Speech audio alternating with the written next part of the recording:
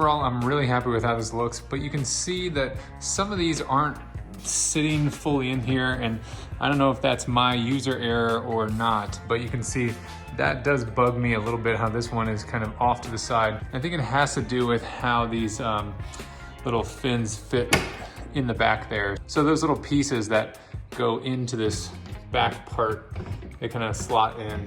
And now my other skis are in the shop getting tuned up for next season. So I think with skis on there or with snowboards on there, it's not gonna be as noticeable, and you can kind of pull it in and it will stay in a little bit. But overall, super happy with this. Very easy install, just 8 screws, and you can see that everything can easily be stowed here. You can even put your boots on top if you'd like. I plan on putting them right up here. But let me know what you guys think of this simple store your board garage storage. I hope you guys liked this video. If you did, please give it a thumbs up. Thanks so much for watching. Share this video with a friend, and don't forget to hit that subscribe button. As always, see you in the next one.